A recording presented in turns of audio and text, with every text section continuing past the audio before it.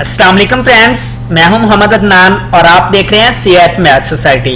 आज की वीडियो में हम आपके लिए अलजबरा का एक और नया शॉर्ट ट्रिक लेकर आए हैं, जिसमें हम सीखेंगे कि कैसे हम इन वैल्यूज को विद इन 5 सेकंड सॉल्व कर सकते हैं।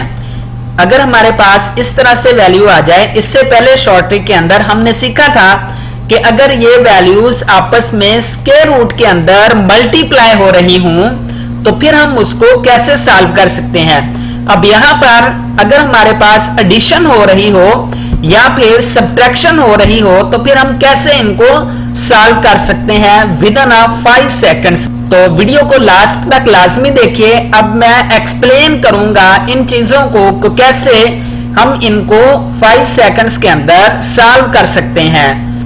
तो फ्रेंड्स, इसके लिए सॉल्व करने के लिए आपने सिर्फ एक बात का ख्याल रखना है, वो ये कि आपने जब सब्ट्रैक्शन हो रही होगी तो आपने याद रखना है कि हमारे आंसर उसका हमेशा n आएगा, और जब एडिशन हो रही होगी तो फिर हमारा आंसर क्या आएगा, n+1 आएगा।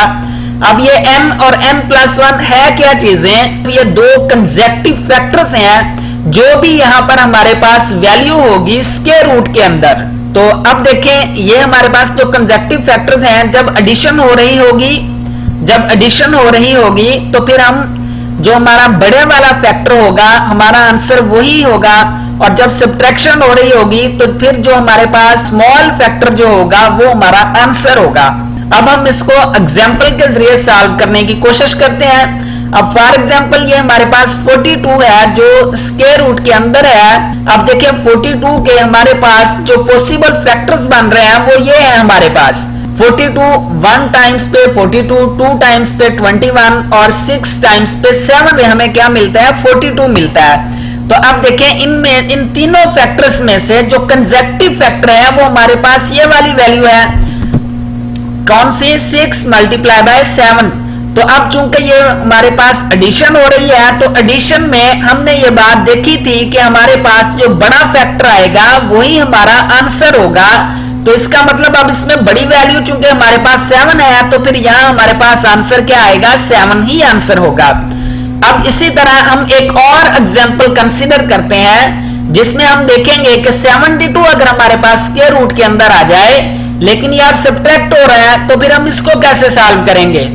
अब फ्रेंड्स 72 के जो हमारे पास दो कंसेक्यूटिव फैक्टर्स बन रहे हैं वो 8 और 9 है। जब हम 8 को 9 से मल्टीप्लाई करवाते हैं तो हमारे पास आंसर 72 आता है। तो अब इसमें जो छोटा फैक्टर है वो हमारे पास चूंकि 8 है तो इसलिए हमारा आंसर क्या होगा, 8 ही होगा।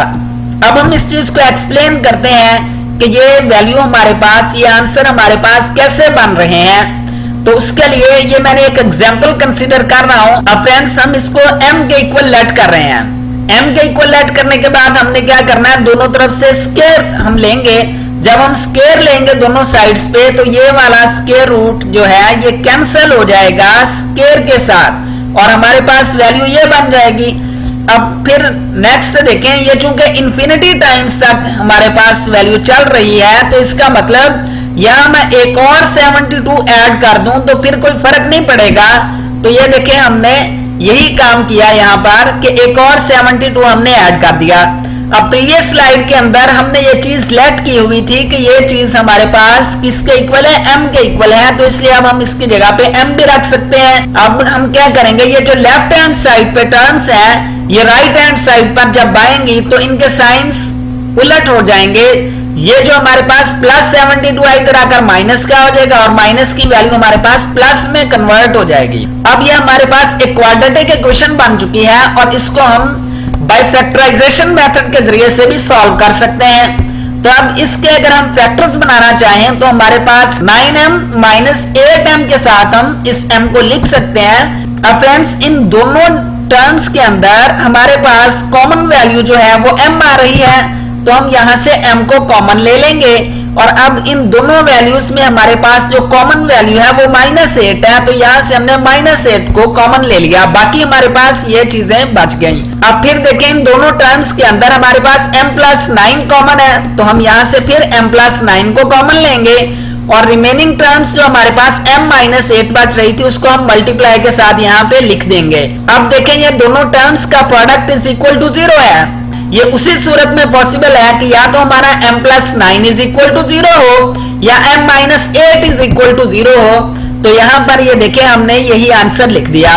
अब इससे नेक्स्ट अगर हम m+9 को 0 मान रहे हैं तो इसका मतलब m हमारे पास -9 के इक्वल है। अगर हम इस चीज को 0 के इक्वल माने तो फिर m हमारा 8 के इक्वल आएगा। तो फ्रेंड्स अब चूंकि हमने फार्मूले के अंदर देखा था कि हमारे पास जो सब्ट्रैक्शन के अंदर छोटी वैल्यू होगी वही हमारा आंसर होगा, तो अब हम -9 को यहाँ पे निगलेक्ट कर देंगे और m इज इक्वल टू 8 ही हमारा आंसर है। आई होप आप लोग सीख चुके होंगे कि किस तरह से हम इस तरह के क्वेश्चंस को बगैर सॉल्व किए हुए शॉर्ट ट्रिक के जरिए से इसको सॉल्व कर सकते हैं। तो अभी मैं 2-4 एग्जांपल्स आप लोगों के जिम्मे असाइन कर रहा हूं, आप उसको खुद भी ट्राई कर सकते हैं, जिसमें आपने चेक करना है कि अगर हम 380 को सॉल्व करें यहाँ पर एडिशन के साइन के साथ तो फिर हमारा आंसर क्या आएगा। इसी तरह अगर हम 12 को सॉल्व करें माइनस के साथ तो फिर हमारा आंसर क्या आएगा। अगर आप इसको सॉल्व करने में कामयाब हो जाएं तो कमेंट बॉक्स में लाजमी रिप्लाई कीजिए। Thank you, Allah Hafiz.